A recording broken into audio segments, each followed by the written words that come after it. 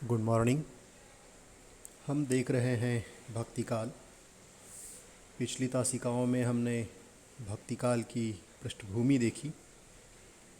अब हम संत काव्य की ओर बढ़ते हैं, लेकिन इसके पहले हमें भक्ति काल की पृष्ठभूमि जो हमने देख लिए है, तो भक्ति काल को संक्षेप में समझना ज़रूरी है। दरअसल भक्ति काल का कालखंड हम देखते हैं 1375 से लेकर 1700 तक का कालखंड संवत में है। ये संवत 1375 से लेकर संवत 1700 तक का कालखंड भक्ति काल का है। अब इस भक्ति काल में भी प्रमुखतः दो रूप दिखाई देते हैं। एक है निर्गुण भक्ति और दूसरा है सगुण भक्ति। दरअसल भक्ति क्या है? लोग आजकल भक्ति की ओर काफ़ी झुके हुए दिखाई देते हैं। जितना पढ़ा लिखा वर्ग है, समाज है, भक्ति की ओर झुकता दिखाई दे रहा है। समझ नहीं आता कि वे भक्ति को क्या समझ रहे हैं। दरअसल भक्ति का अर्थ है सेवा, दास्य भाव, और अधिकांश लोग ईश्वरवादी बन करके उसकी ओर आकर्षित हो रहे हैं। कारण पता नहीं है। लोग दास्य भाव कब स्वीकार करते हैं, सेवा कब करने लगते हैं, और उसकी आवश्यकता क्या है? तो इसकी जड़ में जाएंगे तो हमें भक्ति काल बहुत कुछ सिखा देता है। दरअसल आचार्य रामचंद्र शुक्ल, बाबू गुलाब राय, तो ये जो हिंदी साहित्य का इतिहास लिखने वाले इतिहासकार हैं, वे कहते हैं भक्ति दास भाव की निशानी है और ये पराजित मनोवृत्ति का प्रमुख कारण है। यानी जब लोग अपने मन से हार जाते हैं, पराजित हो जाते हैं स्थितियों से, परिस्थितियों से, तो किसी के सामने शरण जाते हैं। अब सवाल ये है कि ये भक्ति उस समय क्यों आई? कौन पराजित हुआ था? किसकी पराजित मनोवृत्तियाँ रही थी? तो इसका प्रमुख कारण है, पुनः हम आदिकाल में चले जाते हैं, यानी आदिकाल यानी भक्ति काल के पहले का कालखंड, और उसका कालखंड है 1050 से लेकर 1375 तक का कालखंड आदिकाल का है। तो आदिकाल में क्या हुआ है?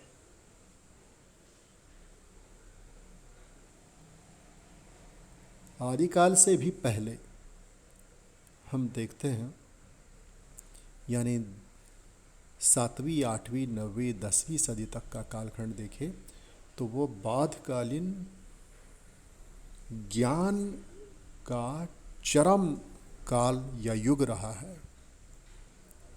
उस समय भारतवर्ष के अंतर्गत लगभग 2 दर्जन यूनिवर्सिटियाँ थी, जिसमें तरह तरह की कलाएं और पुराण, शास्त्र, शस्त्र सब कुछ पढ़ाया जाता था, सिखाया जाता था।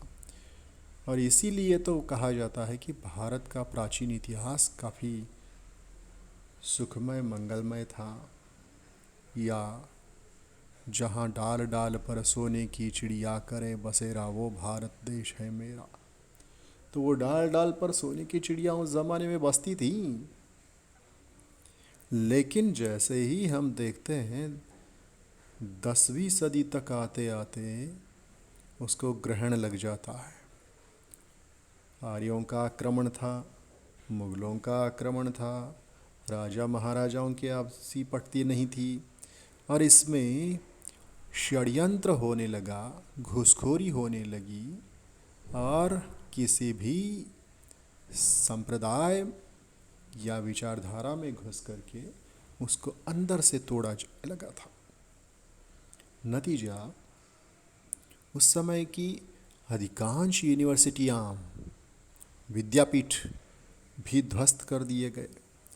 उस समय की जो कलाएं या उस समय के जो शास्त्र थे, या यूँ कहिए उस समय पढ़ाए जाने वाले जो अध्ययन अध्यापन के विषय थे, उनके जो ग्रंथ थे, कुछ लोगों ने जलाएं, चोरी छिपे अपने नाम कर लिए, या उसकी एक एक जो प्रतियां थी वो अपने साथ लेकर के भाग गए।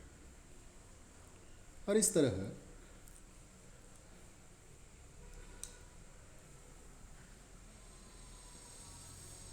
ज्ञानाश्रयी शाखा, यानी ज्ञान की शाखा जो है वो लगभग लुप्त सी हुई। ऐसी स्थिति में जहाँ जनसाधारण की ओर हम मुड़ते हैं, तो यहाँ हम देखते हैं कि जब ये सारे विश्वविद्यालय आदि ध्वस्त हुए हैं, तो जिन लोगों के हाथों में सत्ता थी, उन्होंने एक वर्ग का दमन किया, शोषण किया, उत्पीड़न किया और उनको जीने के लिए विवश कर दिया। तो ऐसी स्थिति में पिछली तासिका में जैसे मैंने कहा था, यदि छोटे बच्चे को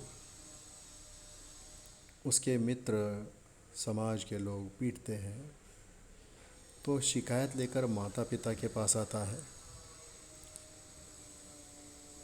अब माँ उसे पीटे तो पिता के पास शिकायत करता है, पिता भी पीटे तो शिकायत किसके पास करें।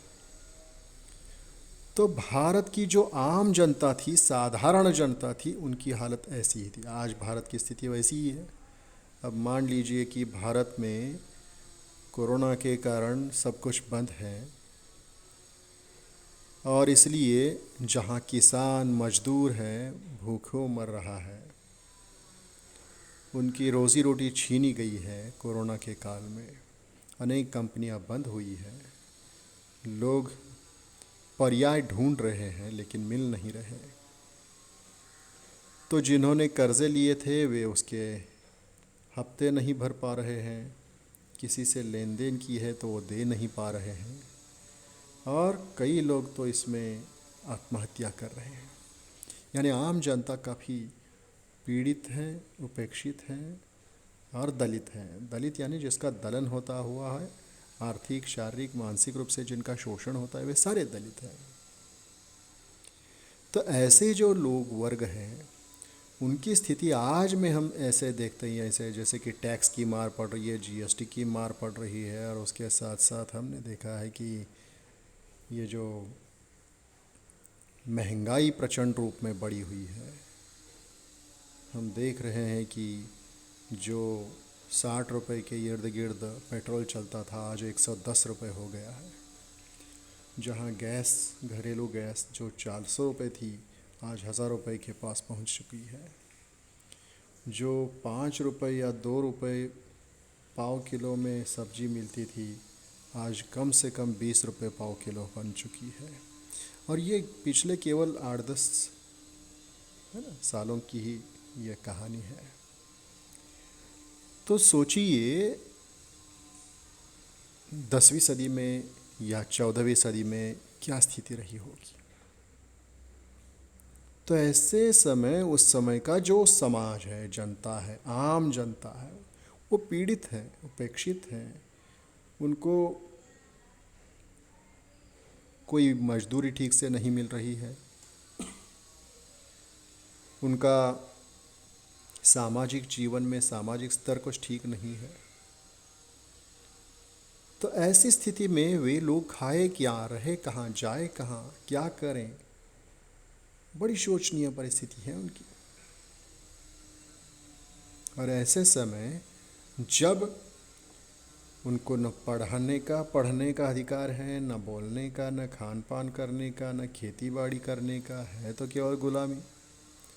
तो ऐसी स्थिति में वे जाए कहाँ। समाज के पास जाएगा तो समाज उनसे दूर रहना चाहता है, गांव के बाहर। तो ऐसी स्थिति में वो क्या करेगा। और